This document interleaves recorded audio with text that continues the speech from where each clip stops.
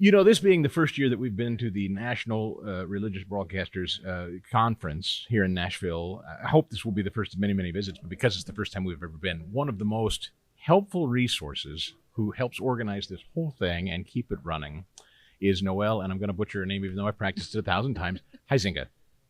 Close? Just about right. Almost right. Just You about say it right. so it's right, please. Huizenga. Thank you.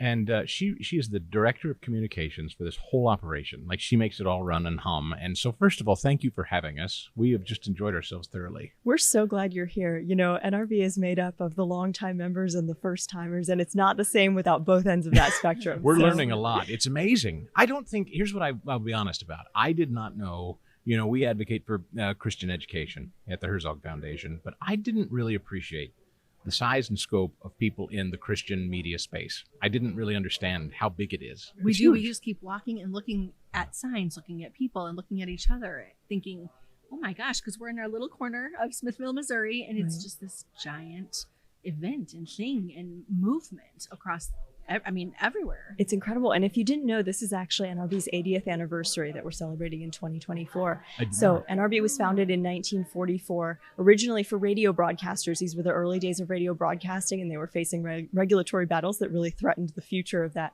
niche aspect of the industry.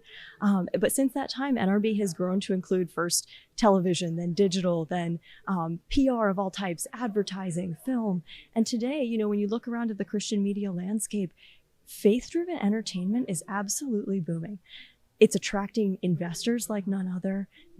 Digital projects, faith-driven digital projects, or Pray.com is one of our sponsors of the NRB convention. They've had 14 million downloads of their app since it launched. It's incredible. Well, and we spoke with Grace Media downstairs earlier today as well, and you're exactly right. And I think that's the amazing piece of this is the media to kind of combat what else is out there that isn't necessarily fitting for just kind of a Christian community. Yeah.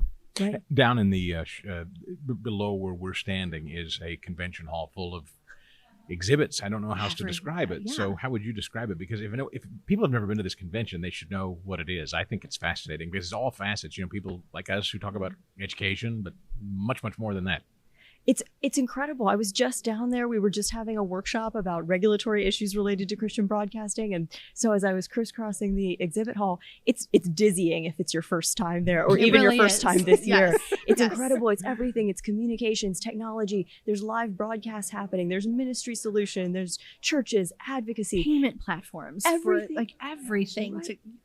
I couldn't believe it. If you're looking for alternative solutions where Christians will not be deplatformed, the NRB Convention Exhibit Hall is the place to be. You and I were talking a little bit privately, and the reason we invited you here was because in addition to being a great spokesperson for the NRB, you also happen to be the product of homeschool. That's correct. That's and correct. and you had a fascinating life so far as a young person already. You've had time in the White House. That's correct. All right, and That's now correct. Director of Communications for the NRB. And every time you meet somebody who has been homeschooled, I've yet to not be impressed by their smarts, their ability, their capabilities, their poise, their presence, right? Yes, we talk about it all the time. It's just noticeable. And I don't know how often you've been told that as you were coming up, raised by your folks and homeschooled, but that's a common denominator, isn't it? Well, that's a very kind word. I can't presume to know what everyone's experience with homeschooling was like, but mine was incredible. Yeah. It really was amazing. And I credit so much of that to my mom, just with her discernment and expertise as to what was the best curriculum, what were the best approaches. When was it time to find solutions outside the home and kind of supplement that home education with different tutors and classes and co-ops and different solutions. So I really credit my parents for their wisdom there. But I had a wonderful experience as a homeschooled student. I was homeschooled all the way through my high school graduation. And then after that, I actually went on to attend Patrick Henry College, which, as you may know, is a college attended by many people who were homeschooled previously. And you, from the beginning, K through 12, you were homeschooled. I was, yes. Did you ever, tell the truth, Sure. did you ever say to your parents, I'm missing what's going on out there in the in the world, other- the yeah. K through 12, the public schools. I'm missing it, Mom. Well, I want to go see. It's such an interesting question. This topic of socialization, maybe there's a better word for it now, Yeah. comes up so much in the discussion of homeschooling. There are two sides to that coin, at least, maybe Oh, yeah. more than two. Mhm, Sure. mhm. And I would say I benefited growing up from being part of a family that was very involved with the church community. So we had a lot of peers that we spent time with, a lot of other families that were like-minded, a lot of other homeschooling families. It's not necessary if you're homeschooling to, primarily befriend people who are also homeschooling families, but it does help because your children will have similar schedules and you can get them together and they can practice their social skills. But I think that being said, my parents did an amazing job in that environment and making sure that those social skills were well developed. And we had lots of opportunities to kind of pursue things early and often that we were interested in, that were extracurricular. Today's parents are in a very different cultural environment, and they may not be quite as concerned about socialization as protecting their children from some of the influences that are out there. The socialization is not necessarily a good thing, Maybe not always. right? And ensuring that socialization takes place in a values-aligned environment. Yes. Were you aware of being different when you were kind of coming? I mean, you said you were around a lot of other homeschool families. Right. Were you aware that there was this whole other world out there? Did you feel like you were missing anything? And we ask because, again, we speak with a lot of families Well, the who whole- are worried about The that. whole point of our show is to kind of encourage parents and maybe students who are considering it, to make the leap, because it's for a lot of us who have just experienced private Christian school for the last couple of years with our daughter.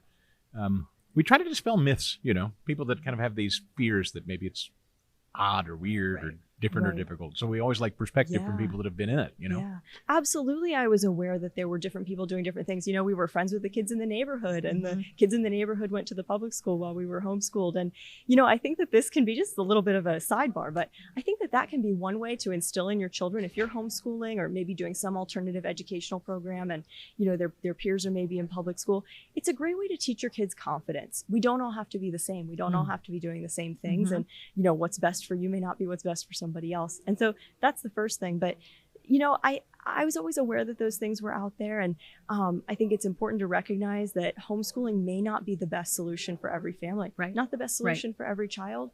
I think for me, it was a great fit, though. And so those differences were very tolerable. And I tended to see the silver lining in those differences. Listen, when you tell me that you have made your way to the White House, Right.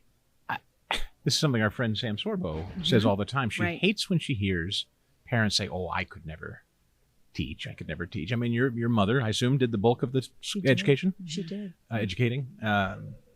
Did she ever imagine that she'd be educating a woman that would future. grow to go to work at the White House? I mean, I don't think many homeschool parents necessarily think about where their kids are going, but that's quite an accomplishment. Well, that question of outcomes is such an interesting one, and I think that the mentality that my parents brought to their version of homeschooling was that they were hoping to turn out adults who were strong in their faith, not necessarily people who would achieve certain professional outcomes or, receive certain awards and recognitions. Those things are really blessings when they happen. And you use the phrase "made it to the White House." I couldn't have planned that. That was a door that got opened for Amen. me. And was it related to my homeschool education? I definitely think there are connections. From a really early age, my mom encouraged a lot of reading, a lot of learning. I loved U.S. history, absolutely relished that type of literature and those different types of materials. So those seeds were planted very early, kind of that interest in being part of the life of the nation. And, I think that homeschooling allows the imagination to soar in a way that, if you grow up believing those kinds of things are possible, you're ready to walk through those doors when they open. Well, and you're not stuck with a Yeah. 45-minute bell ring, 45-minute Right. bell ring. You can do so many things that I think foster that the concept of like who you are versus what you're going to be, and Right.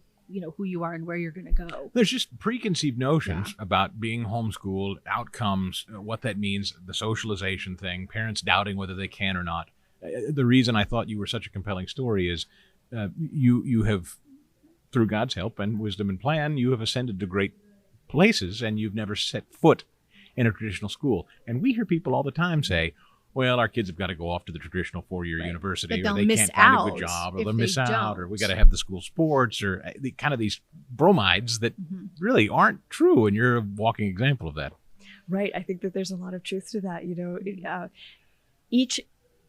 each student has their own way of learning, their own passions. And, I don't subscribe at all to the belief that the traditional path is the best one for everyone. Obviously so.